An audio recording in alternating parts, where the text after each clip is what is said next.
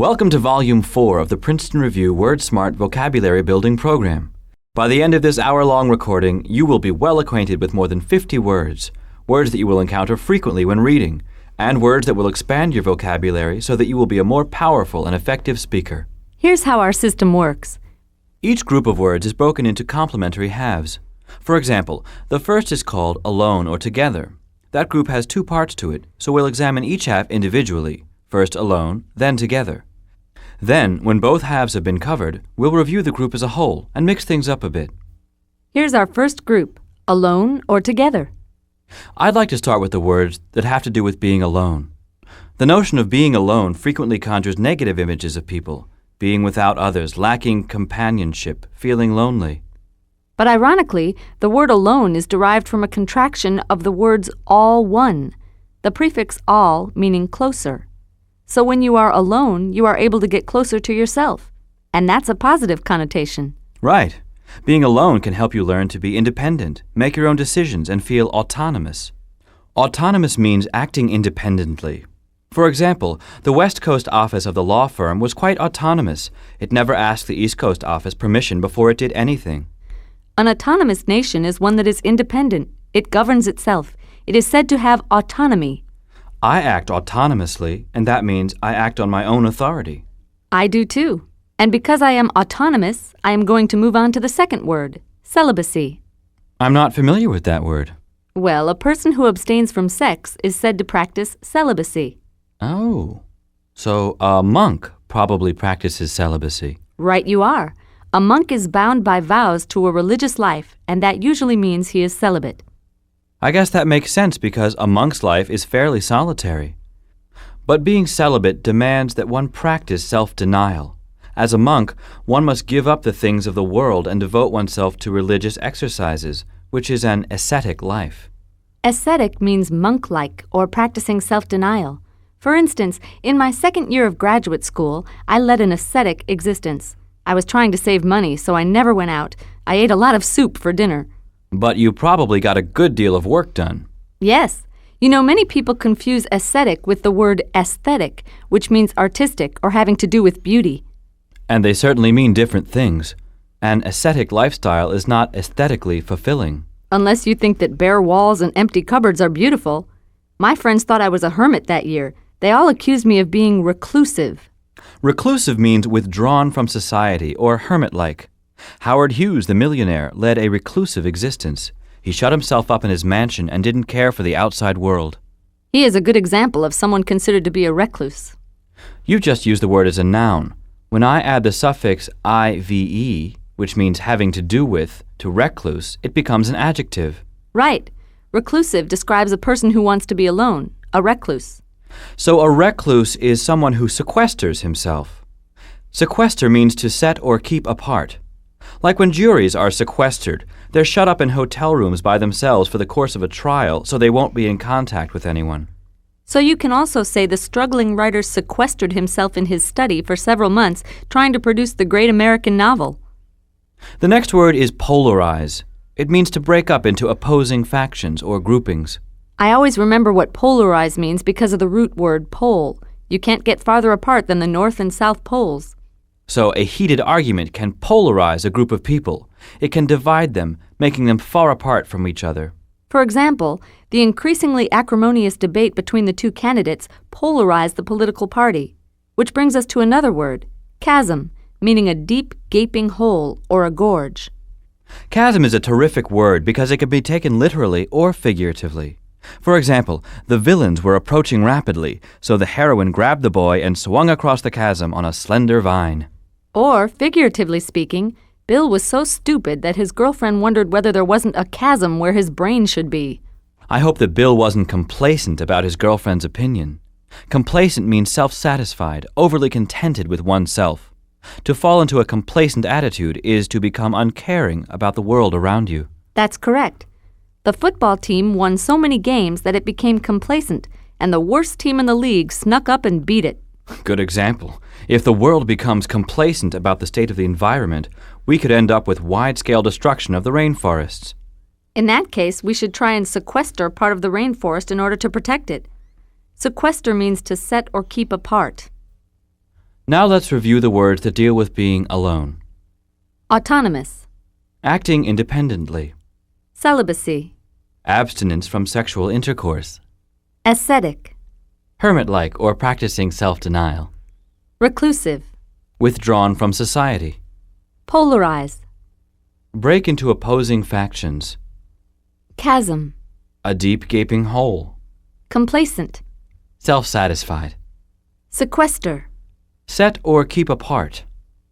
Now we're going to present a speech by someone who will use all of these words. Ready? Here we go. I made a fortune when I discovered an oil well in my backyard. For a while I lived the high life, dating movie starlets, indulging in all the luxuries money can buy. Rather pleased with myself, I became too complacent. Money gave me independence and control over my life, but being autonomous financially could not protect me from a broken heart. Ever since Daisy DuPont left me, I have withdrawn from society and sequestered myself in my old country cabin. I've stripped down my existence to simple, spiritual pursuits devoid of ordinary comforts, and this ascetic lifestyle suits my current mood. There are no women here to remind me of Daisy or tempt me with intimate pleasures. I live like a monk who's taken a vow of celibacy. My very best friend Joe Bob doesn't understand why I've left town to live alone and be a recluse. There's a great gap between us now, and this chasm is hard to bridge.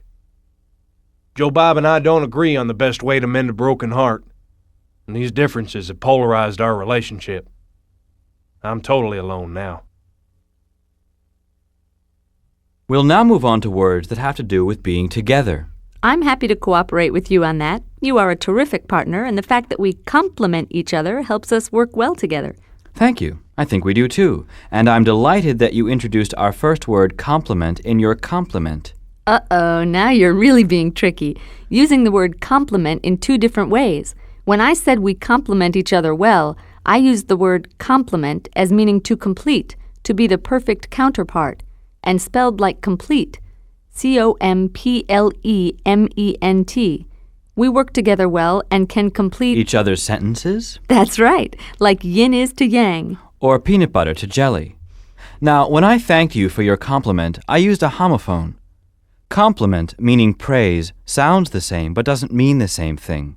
And the middle syllable is spelled P-L-I.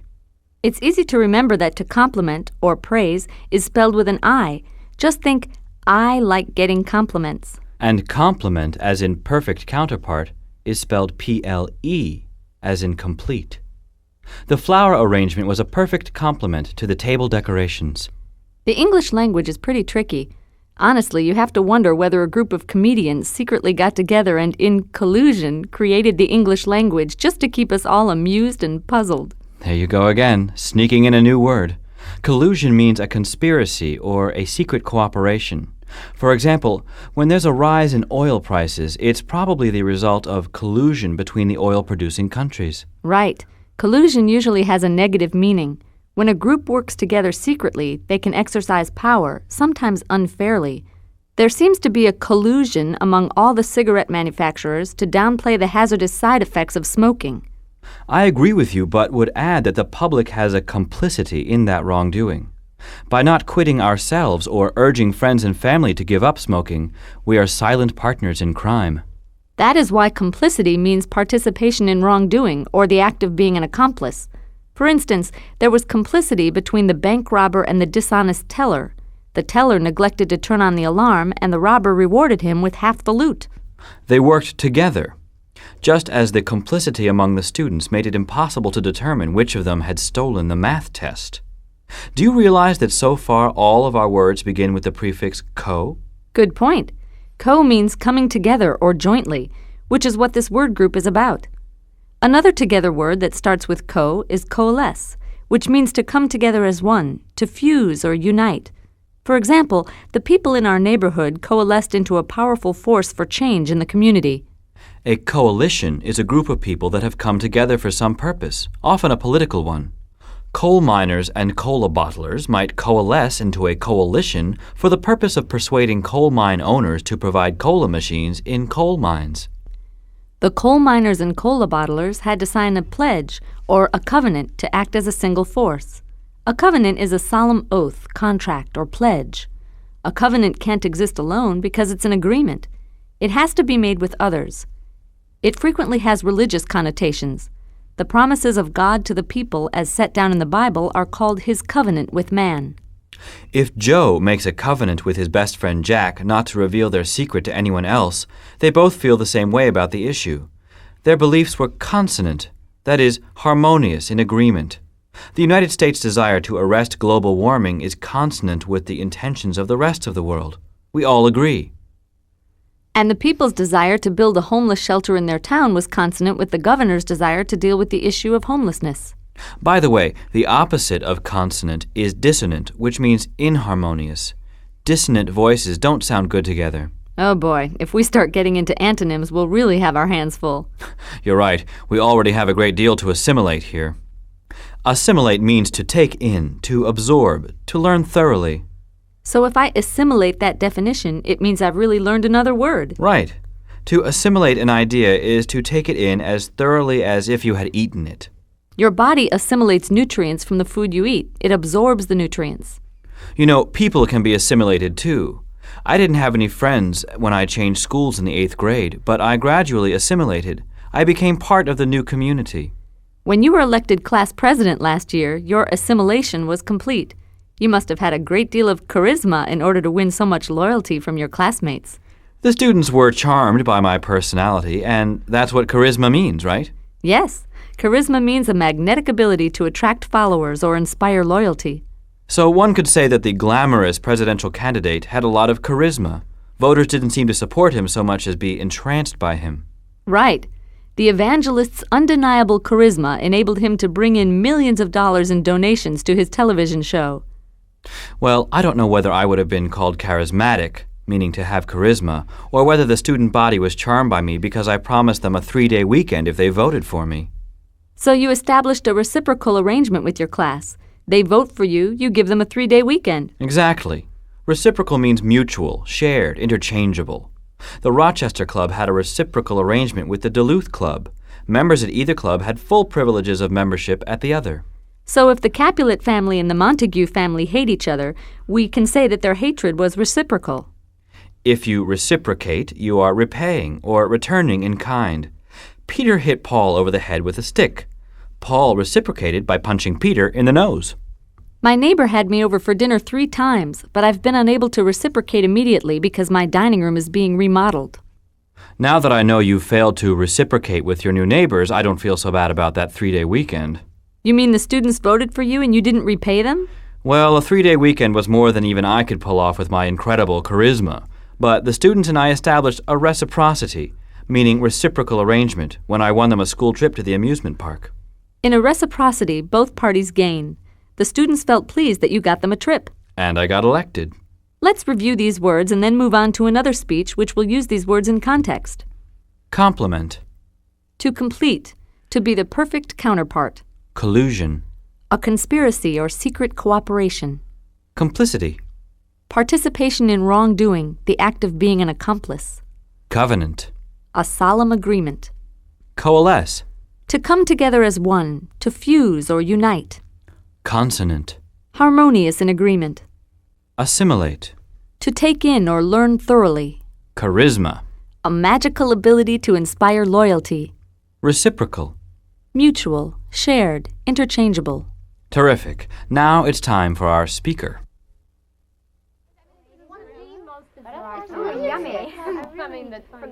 I never thought I'd ever join a sorority. Sororities seemed like secret conspiracies, women who were in collusion to exclude others. But when I got to college, I was overwhelmed. I felt so out of place, I didn't think I would ever assimilate. So I joined Alpha Beta Pi. I have to admit, I didn't think I had enough charm or charisma for the sorority to choose me. But the sisters told me that a good listener was just what they needed among so many bubbly personalities. I was a welcome addition, a perfect complement to their group of gregarious women. I made a lot of good friends in the sorority, and we helped each other out. My friend Eleanor would bake cookies for me in exchange for tutoring her in calculus. This reciprocal arrangement suited both of us just fine, though I did put on a few pounds. I loved watching her mix together all the different ingredients, the flour, sugar, butter, eggs, and chocolate chips, which would coalesce into a big blob of cookie dough. When we first joined the sorority, all members had to sign a solemn oath, a covenant swearing eternal loyalty. We also had to agree not to smoke marijuana in the sorority house. This was in accord with my own beliefs, and I was happy to see we were consonant on the issue of drug use. I think I want to run for political office after I graduate, so I don't even want to be near pot smokers, let alone inhale, for fear that I might be accused of complicity in an illegal act. We're now going to review all the alone and together words, but this time we'll mix them up. First, we'll simply name a word and give you time to think of the definition. After the pause, a concise definition will follow, along with another example. Complacent. Complacent means self-satisfied. After Jack inherited his aunt's fortune, he became complacent and stopped trying to get a new job. Coalesce. To coalesce is to come together as one, to fuse or unite. Their ideas coalesced into a focused plan of action. Charisma. Charisma is the magnetic ability to inspire loyalty. The singer-actress Madonna has a lot of charisma. Chasm. Chasm, a deep gaping hole. There's such a chasm between what you say and what you do that you run the risk of being called a hypocrite. Celibacy. Celibacy, abstinence from sexual intercourse. After Jane broke up with her boyfriend, she endured a long month of celibacy. Assimilate. To assimilate is to take in or learn thoroughly. The immigrants learned English quickly, so they found it easy to assimilate American customs. Recluse. Someone who is withdrawn from society is a recluse. Sequester. To sequester is to set or keep apart. The sequestered jury was not allowed to talk to anyone or hear news reports about the trial. Collusion. Collusion is conspiracy or secret cooperation. The Russian and American agents turned out to be in collusion, sharing their government secrets. Complement. A complement is the perfect counterpart. To complement something is to complete it, to provide something lacking or needed. Max, an accountant, was a perfect complement to Mary, a novelist. Polarize. To polarize is to break into opposing factions. The Republican Party was polarized by differing views on social values. Autonomous. To be autonomous is to be independent, self-governing. The 2-year-old thought he was autonomous and walked away from his mother. Complicity. Complicity means participation in wrongdoing, the act of being an accomplice. The crook's little brother was suspected of complicity in the robbery. Ascetic. Ascetic, hermit-like or practicing self-denial. Nuns live an ascetic life. Consonant. Consonant, harmonious, in agreement. The decision to build a new gym was consonant with the headmaster's belief in physical education. Reciprocal. Reciprocal means mutual, shared, interchangeable. Canada and the U.S. have reciprocal trade agreements. Covenant. A covenant is a solemn agreement. Lewis made a covenant with his parents never to drink and drive. Now that we've finished alone or together, Go over the spelling of all the words on the enclosed insert card and look for clues in the words that will help you remember their meanings. I look at consensus and see the word consent, which helps me remember that consensus is agreement. Right. When I look at aesthetic, it reminds me of antiseptic. It has a hard, dry sound and look. It doesn't feel like a comfortable word and reminds me that it means a lifestyle which involves rigid self-denial. I'll have to use that mnemonic device when I try and keep ascetic separate from aesthetic. Aesthetic has the soft the sound in it, and it has to do with beauty. In any case, you have to create your own mnemonic devices for words that you have trouble remembering. As silly as they may sound, if they work, they work. Our next selection is titled Now You See It, Now You Don't. These words all deal with perception. Now You See It includes words that describe what is obvious or easily perceptible. Now You Don't is a group of words that all deal with what is unclear or tricky. I'd like to start with the more mysterious words, the now you don't words. I bet you can't guess why. Oh, I see. You're giving me an ideal introduction for the first word. You're being cryptic when you ask me a mysterious question like that. Cryptic means mystifying or mysterious. A cryptic statement is one in which something important remains hidden. When the three witches appeared to Macbeth, they made cryptic comments concerning his future. He had to puzzle over the meanings of these comments. Cryptic is often associated with things that are supernatural or at least puzzling. When I had my palm read, I understood everything I was told until the palm reader began making cryptic remarks about walls tumbling and curved arrows. When someone is being cryptic, they are going to cause the listener to be bemused, which means confused or bewildered. Bemused is a terrific word. It makes you think of amused, but really it's the opposite. To muse is to think. The prefix a means not. So someone who's amused is too busy giggling to think. And the prefix be means having to do with. So bemused is having to do with thinking or preoccupied in thought. Just like belated means having to do with being late. Ralph was bemused when all the lights and appliances in his house began switching on and off for no apparent reason. I stood bemused in the middle of the parking lot at Disneyland. I was desperately trying to remember where I had parked my car. I would conjecture that a security guard had to help you find it. Actually, you're wrong. But because you only conjectured, meaning you made a guess based on little evidence, your mistake is not surprising. I found the car myself, but after 2 hours of searching. Children often ask their parents to conjecture. I was always asking what-if questions to my mother. I wasn't satisfied until I got an answer, so she'd always conjecture even though she didn't really know. Like, how many people have you met in your whole entire life? Exactly. If I had to conjecture, I would say I've met about 1,000 people in my life. Wow. How do you have time for anything else? You know, conjecture can also be a noun. The defense lawyer argued that the accused man's reputation for being promiscuous was mere conjecture on the part of the prosecutor. No one had any proof that he was promiscuous. The next word, ambiguous, means unclear in meaning or capable of being interpreted in different ways. That sounds like cryptic. Ambiguous is a little more general, and it means uncertain, not mystifying. So one might say, we listened to the weather report, but the forecast was ambiguous. We couldn't tell if the day was going to be rainy or sunny. Right.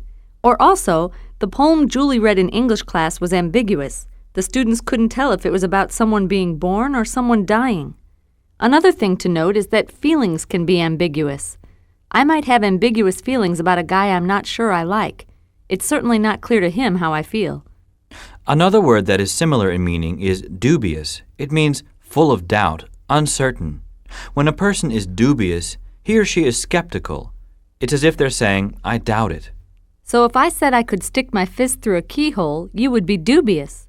Yes, and I wouldn't want you to try. Here's another example. Anne was dubious about Christopher's ability to learn flamenco dancing. Her dubiety was justified. He couldn't even learn to waltz. Dubious and doubtful don't mean exactly the same thing. A dubious person is a person who has doubts. A doubtful outcome is an outcome that isn't certain to occur. Sam's chances of getting the job were doubtful because the employer was dubious of his claim that he had been President of the United States while in high school. The next word is abstruse, which means hard to understand. Nuclear physics is a subject that is too abstruse for most people. The professor's article on mathematical philosophy was very abstruse. Michael couldn't even pronounce the words in it. The way I remember the meaning of abstruse is by linking it to the word abstract. Abstract means theoretical, not concrete. Abstract art uses designs and forms that have little relationship to observable reality. In an abstract painting, a face may very well look like 4 lines and a question mark. To like something in the abstract is to like the idea of it. I've always liked mountain climbing in the abstract, but when I actually tried it, I got vertigo. That's too bad.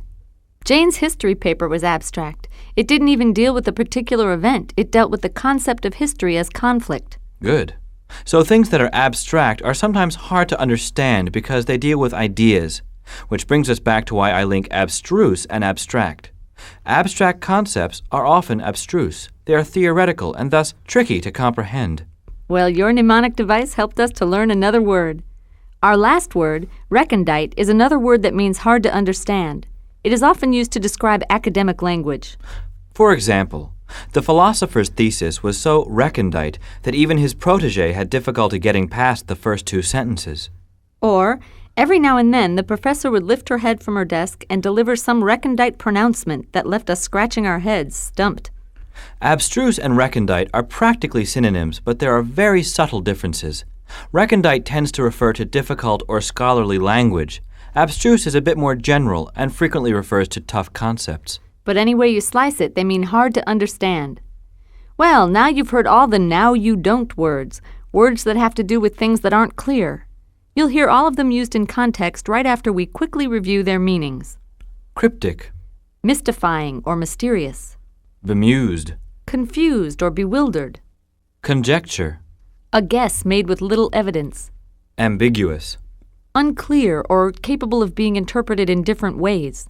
dubious, Full of doubt. abstruse, Difficult to understand. abstract, Theoretical, not concrete. recondite. Hard to understand. Good. Let's move on to the speech.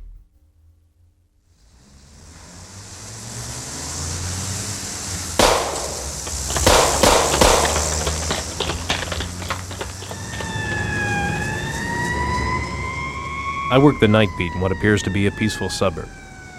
Unfortunately, we've had some strange things happening this year. I made a routine call last week. Some lady says there's screaming in the parking lot near her apartment. I get there and I'm mystified. Written in blood is this cryptic message. It says, "Cops read blood." Without much to go on, I make a kind of an educated guess, a conjecture really, that this is written by some kooky kid, probably with chicken blood. But then I consider the matter a little more, and doubt starts to creep in. I get really dubious about my initial guess. Why would a kid do it? And what were the screams? At this point, I'm totally bewildered, thoroughly bemused. There's no crime yet, so I figure I'll wait and see what comes out in the wash. I was too shaken up to think about this event in concrete terms, so I stuck to the abstract. Then I get a call. This guy starts explaining to me about weird devil-worshipping stuff. He's trying to explain about all these ancient Latin incantations, and it all went right over my head. I found it all too abstruse. I was completely confused. Then I get a letter. It says, "I want to be absolutely clear, so let me wipe out any ambiguity." That's all it said. So now I'm really worried. So I get myself an article on devil worshipping. But it's written by some professor, and it's so recondite that I can't get through it. I'm going to have to call in some devil experts to help me figure this out. We've covered the words that have to do with things that aren't clear, the now you don't words. Now it's time to take a gander at the now you see it words. These words all relate to that which is obvious or clear. Let's jump right in. Blatant means unpleasantly loud, obvious, or glaring. David was blatantly critical of our efforts. That is, he was obnoxiously obvious in making his criticisms. The loudmouth student showed blatant disrespect for authority. You could also say that the woman with 10 food processors hidden under her coat told a blatant lie when she said she didn't have any stolen merchandise from the kitchen store. Right. Now, blatant usually indicates something loud, but your example doesn't imply that the woman screamed her lie. Instead, it means that her lie was very obvious. Another word, flagrant, is often confused with blatant. Flagrant means glaringly bad, notorious, or scandalous. So a flagrant theft is stealing a car from the lot behind the police station. And a flagrant spelling error is one that jumps right off the page because it's so noticeable. So flagrant usually has to do with something you see, whereas blatant usually refers to speech. So to return to the lady with the food processors, she told a blatant lie which was easily perceived because she flagrantly shoplifted so much merchandise. Your understanding of the distinction between the two words is perfectly manifest. Manifest means visible or evident. Darrell's anger at the hospital staff was manifest. You could see it in his expression and hear it in his voice. There is manifest danger in riding a unicycle along the edge of a cliff. Manifest can also be a verb, meaning to make visible. Chip was sick for a long time, but only yesterday did he manifest symptoms. And a manifestation is a visible showing. The first manifestation of winter was the frost on my window this morning.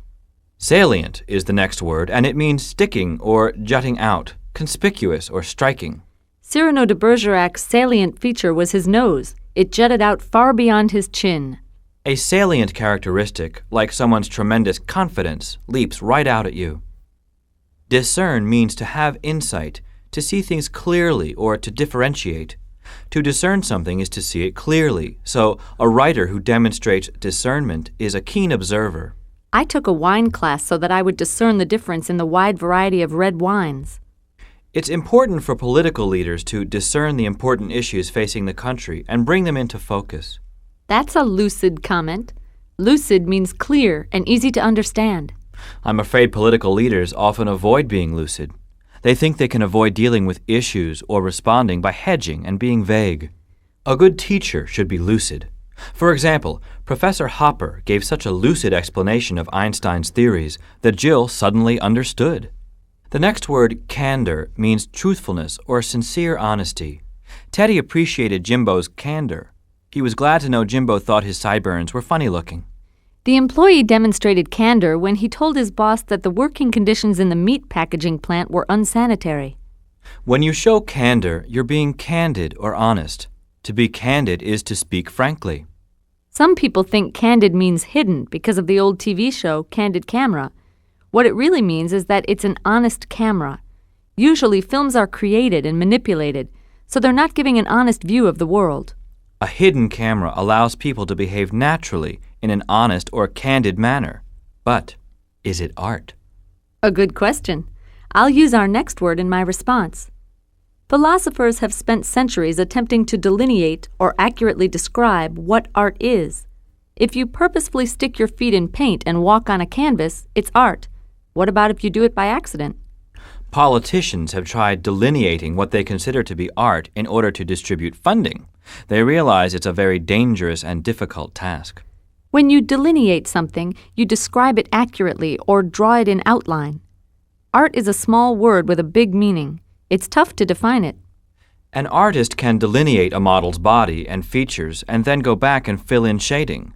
That's using delineate in the literal sense. Or one could say, Sharon's peculiar feelings about her pet gorilla were delineated in the newspaper article. The feelings were described accurately. Our last word, ostentatious, means excessively conspicuous or show-offy.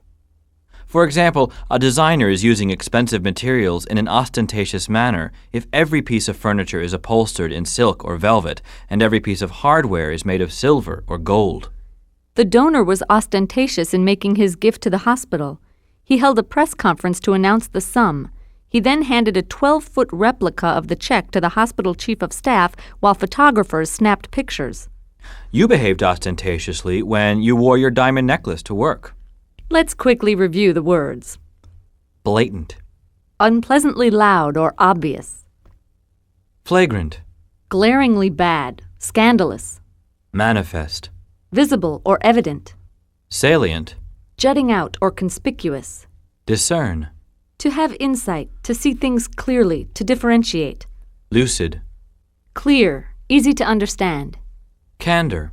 Honesty, truthfulness. Delineate. Accurately describe or draw in outline. Ostentatious. excessively conspicuous, or showing off. Those are all our now you see it words. Here follows a speech in which all these words are used in their appropriate context.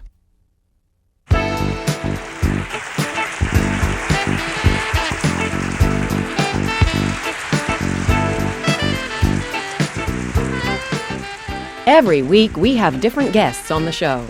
We want people who are brutally honest, who will speak with full candor. I begin the show by outlining the issues, delineating the problem for the audience. I'm interested in educating our viewers, but in this business, entertainment is all that counts.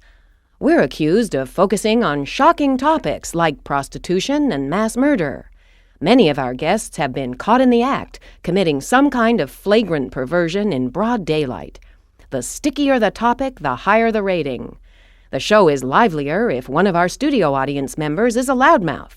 Sometimes a guy in the audience will make a comment to one of the guests, and there's no mistaking. He's blatantly trying to pick a fight. Now, if the guest is able to cry, that helps also.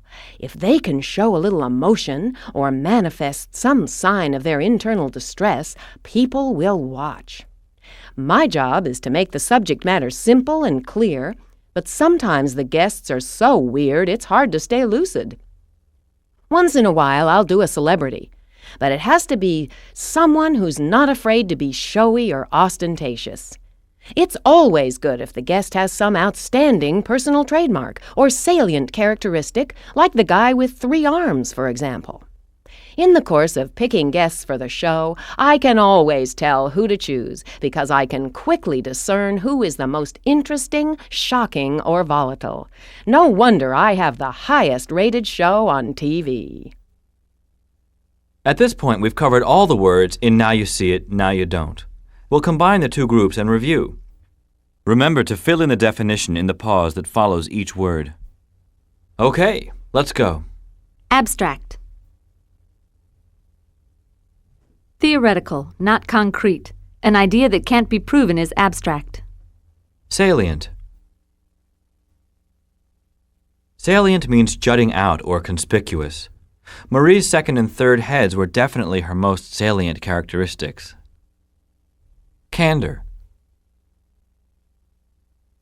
Candor is honesty, truthfulness. I feel the only person I can speak to with candor is my psychotherapist. Ambiguity. Ambiguity is lack of clarity or something that can be interpreted in different ways. Martin's feelings about violence are ambiguous. He says he hates it, but he loves working in the slaughterhouse. Cryptic.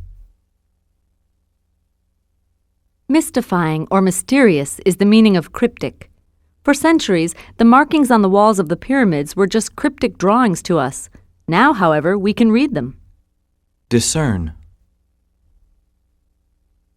To discern is to have insight, to see things clearly, to differentiate. Little Abe can only now discern the difference between a cat and a dog. Too bad he'll never have the chance to pet either one. Abstruse. Something abstruse is difficult to understand. Rocket science for most people is very abstruse. Blatant. Blatant means unpleasantly loud or obvious. Roberto hates blatant displays of affection on the street. It makes him feel sad and uncomfortable at the same time. Recondite. Recondite means hard to understand in a particularly scholarly way. Ancient Greek is recondite. Flagrant. If something is flagrant, it's glaringly bad, scandalous. Nixon's abuses of the power of the White House were flagrant enough to have him impeached. Ostentatious. Ostentatious means excessively conspicuous or showing off. Lifestyles of the rich and famous makes a killing off of showing us how ostentatious the rich can be. Bemused. Bemused is confused or bewildered. People who fall in love for the first time often describe feeling a bit bemused by it all. Dubious. Dubious is full of doubt. When Lucy showed him the 2 holes in her neck, Jonathan was dubious about what they were and how they got there. Delineate. To delineate is to accurately describe or draw in outline. The director carefully delineated the plan for the stunt before lighting the stuntman on fire. Conjecture. A conjecture is a guess made with little evidence. Whether there is life on other planets is a matter of pure conjecture. Manifest. When something is manifest, it is visible or evident. Kevin's love for football was manifest in his heavily beating heart and fast-paced breathing when he watched the game. Lucid. Lucid means clear, easy to understand. I prefer my teachers to be lucid, otherwise I usually don't get it. There. Now we're done with now you see it, now you don't. Don't forget to review all the spelling. Our final group is called The More Things Change, the More They Stay the Same. We'll be covering words that describe things that change and things that stay the same, or at least some related issues. Let's start with The More Things Change. Our first word in this subgroup is mercurial. It's easy to remember because it's derived from the name of the Greek god Mercury, who of course moved very quickly. A person with a mercurial personality is one who changes rapidly and unpredictably from one mood to another. Mercurial means emotionally unpredictable or rapidly changing in mood. Mercurial Helen was crying one minute, laughing the next. Anyone who is unpredictable or typically irregular can be described as mercurial. Also, think of mercury in a thermometer, which goes up and down depending on the weather. Helen's mercurial moods were as changeable as the weather. Take the root morph, which means shape, and add the prefix meta, which means about or change, and you get metamorphosis, which means, quite literally, any magical change in form, or, more figuratively, a sudden or striking change. For example, when the magician passed his wand over Eileen's head, she underwent a bizarre metamorphosis. She turned into a hamster. That is bizarre. No less than Damien's metamorphosis from college student to Hollywood superstar. Now that was unreal. And furthermore, to undergo a metamorphosis is to metamorphose. That's the verb form. As in, no matter how hard he tried, the accountant was unable to metamorphose the losses into gains. The same goes for Alexander, who tried in vain to proselytize me to his twisted cult of the sun-worshipping devil bat. To proselytize is to convert from one religion or doctrine to another. For instance, the former Buddhist had been proselytized by a Baptist minister. I have a friend who's a socialist, and she's always proselytizing me, trying to convince me to vote her party's platform. Well, I trust you're not capricious enough to consider doing such a thing. No, caprice has never been one of my more salient characteristics. Capricious, you sly devil, means unpredictable or likely to change at any moment. It's the adjective form of the noun caprice, which is a whim. Bill, you know Bill, is very capricious. One minute he said his favorite car was a Chevy Caprice. The next minute he said it was a Camaro. Here's another.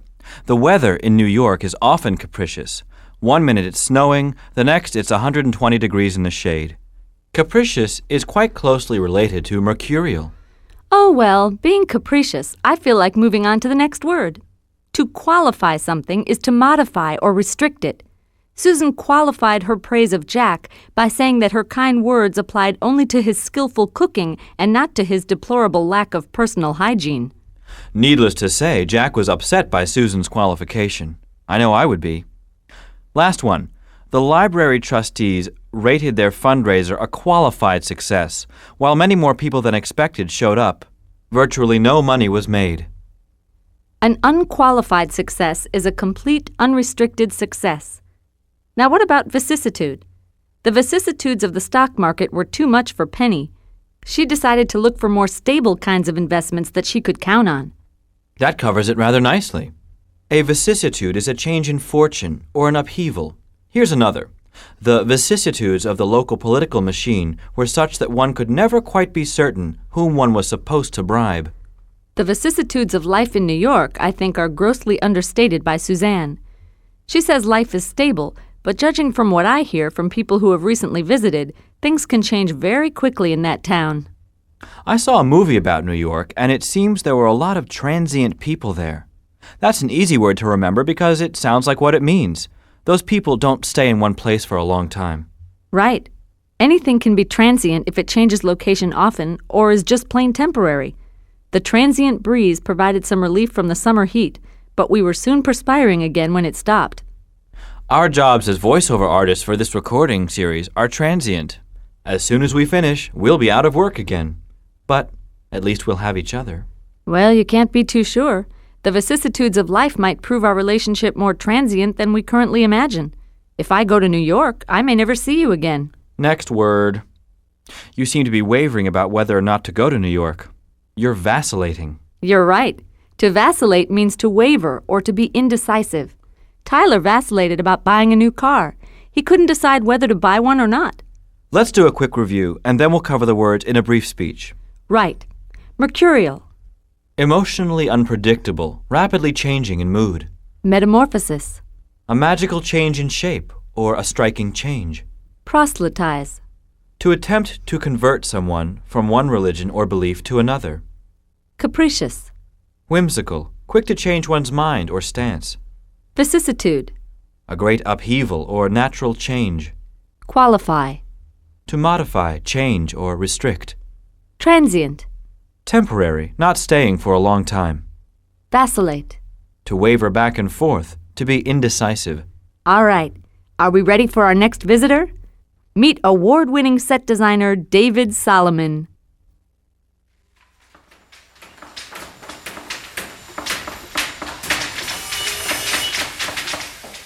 I wasn't always certain that I wanted to be a set designer. For a long time, I wavered back and forth. I vacillated between wanting to be a set designer and wanting to be a meat packer. I think I made the right choice because I enjoyed changing the look of a stage. It's like magic. With very little money, I can metamorphose a dark theater into any setting imaginable. I can give you a simple American living room or suggest the whole of Paris. I strive for perfection. Sometimes when I'm not satisfied with my work, I'll strike an entire set and start over. Hence, I've been accused of being not quite emotionally reliable, even mercurial. But if people think I'm bad, they should get a load of the directors. They're the whimsical, capricious types who can never stick with one decision for long. No, let me be fair. I should qualify that remark. They're not all that bad. The big drawback to my life is that I must travel from town to town and theater to theater, a very transient lifestyle. I have a good friend who's a lawyer in Baltimore. He's always trying to convince me to settle down and get a real job. He also knows I'm no easy convert. Better people than he have tried to proselytize me about my career choice, and all have failed. Despite all the hardships of working with difficult directors and the vicissitudes of life on the road, I still love my career. And now, the other half of the more things change, the more they stay the same. These words will be about things that don't change, that stay just as they are. Okay, let's begin with static, and I don't mean electricity. As an adjective, it means stationary, not changing or moving. Here's an example. Sales of the new book soared for a few weeks, then became static. They stopped moving altogether. How about your relationship with your father has been woefully static for the last 10 years or so? Nothing's changed and you still haven't forgiven him. Why, that's right. Aren't you sweet to remember? Our relationship is in a state of torpor. Torpor is sluggishness, inactivity, or even apathy. For instance, after consuming the guinea pig, the boa constrictor fell into a torpid sleep that lasted several days. To be in a state of torpor is to be torpid. Poor pig. My old math teacher tried to reduce the torpor of his students by poking them with an electric cattle prod. It was too late, though. His laborious teaching already had us in irreversible comas. It's a miracle that you're with us today, especially since you are all so torpid. It must have been the fact that you're so tenacious. You refused to give up on life. I was persistent, stubborn, and I didn't let go. And that's just what tenacious means. Listen, the foreign student's tenacious effort to learn English won him the admiration of all the teachers at his school. Or, the ivy growing on the side of our house was so tenacious that we had to tear down the house to get rid of it. That ivy and that foreign student both showed great tenacity. To be tenacious is to have tenacity. Time for another word, immutable. Immutable means, quite simply, unchangeable. It's easy to remember. If you mutate something, you change it. If you can't mutate something, it's immutable, unchangeable. Jerry's mother, for instance, had only one immutable rule: no dancing on the dinner table. Another: the statue of the former principal looked down upon the students with an immutable scowl. He was, after all, a statue. Both mutable and immutable come from the Latin root meaning change. So do mutation and mutant, but we won't even go near those. Instead, let's try doctrinaire. A doctrinaire supporter of manned space flights to Pluto would be someone who supported such space flights even though they are virtually impossible to do. So, doctrinaire means inflexibly committed to a doctrine or theory without regard for its practicality. And I suppose that it can also be a noun. So a person who has doctrinaire views can be called a doctrinaire? A doctrinaire has very dogmatic views. Dogmatic means arrogantly assertive of unproven ideas. A dogma is a belief. A dogmatic person, however, is stubbornly convinced of his beliefs. Good. Now let's look at another good one. Stagnation is motionlessness. Inactivity. Many years of carelessly dumping pollutants led to the gradual stagnation of the lake. There is now virtually no life in it. To fall into stagnation is to stagnate. To be in a state of stagnation is to be stagnant. Despite her extraordinary talents and otherworldly beauty, the aging actress's career appears to be stagnating. She can't seem to get into a hit. Sad but true.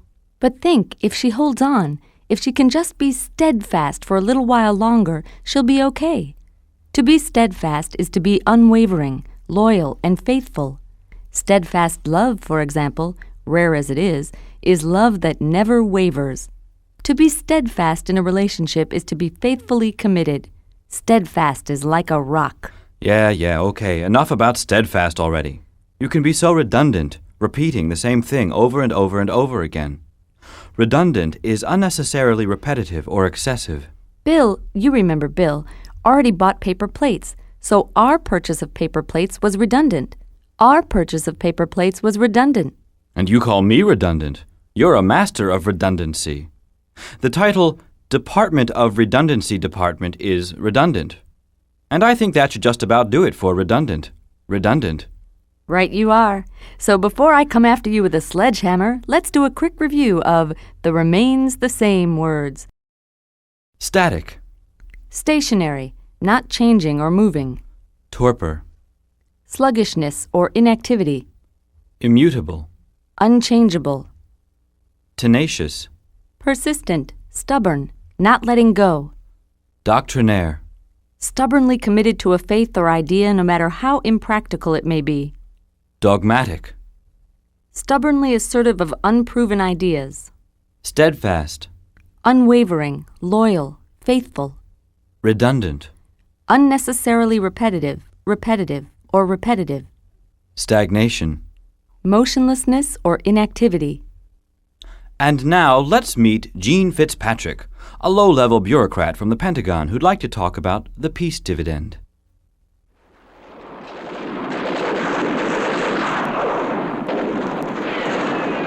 I'd like to address the issue of cutting back on the defense budget. Can't be done. Shouldn't be done. Won't be done. Not if I have anything to say about it. You can't change us here at the Pentagon. We're immutable. And we're not going to change our minds, ever.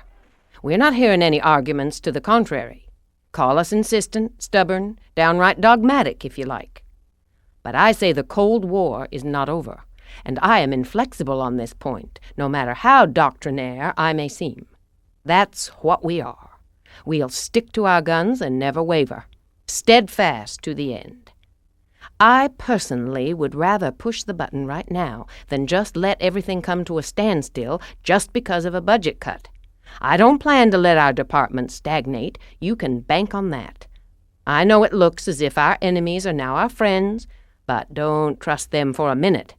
Things haven't really changed. You'd be surprised how static everything actually is.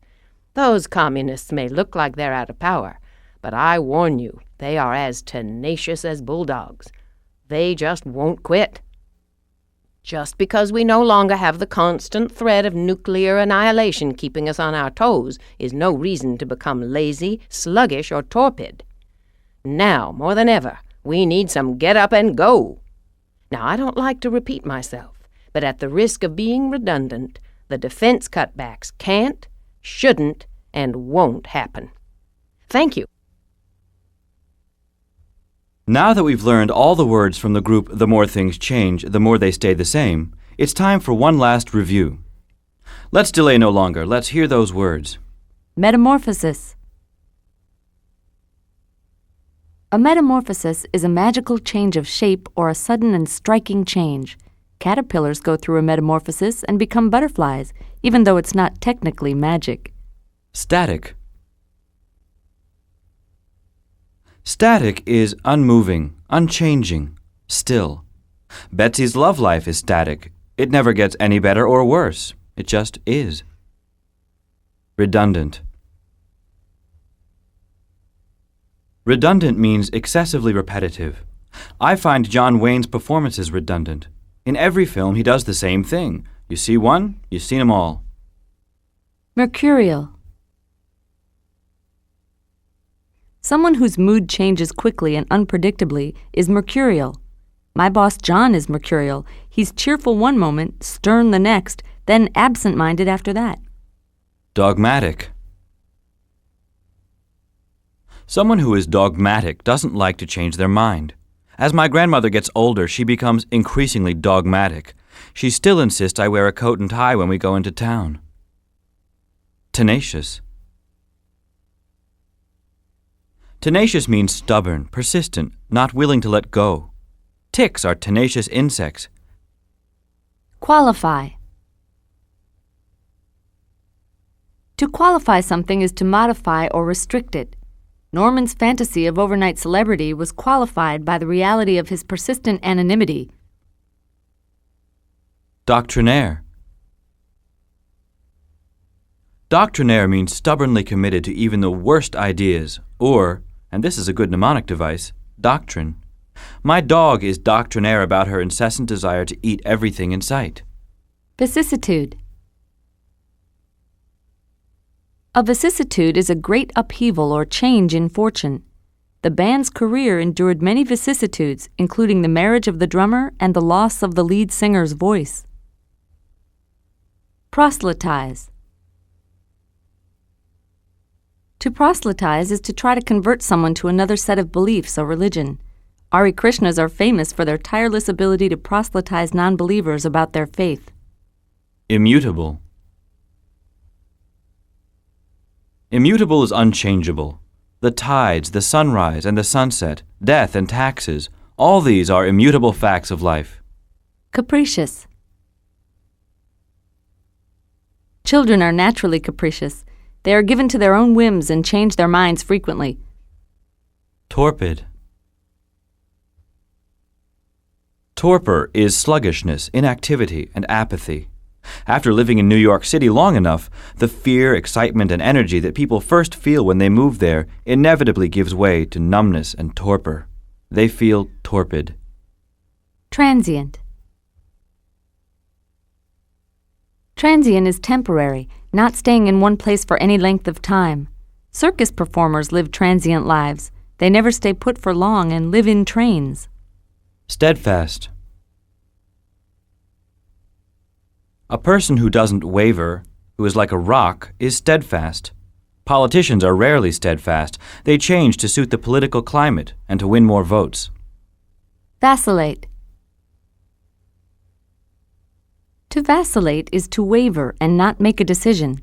Hamlet, who asked the question, to be or not to be, was famous for his vacillating and the consequences of his indecisiveness. Stagnate. Stagnate means to stop moving, to become inactive. If you let your brain stagnate for too long, you'll get simple-minded. Leave it to you to end on an upbeat note. Well, at least no one will forget what stagnate means. That's the end of The More Things Change, the More They Stay the Same. As always, you should be sure to review the words on the enclosed insert card and memorize their spellings as well as their definitions. Most people have a much easier time remembering and using words consistently if they've written them down at least once.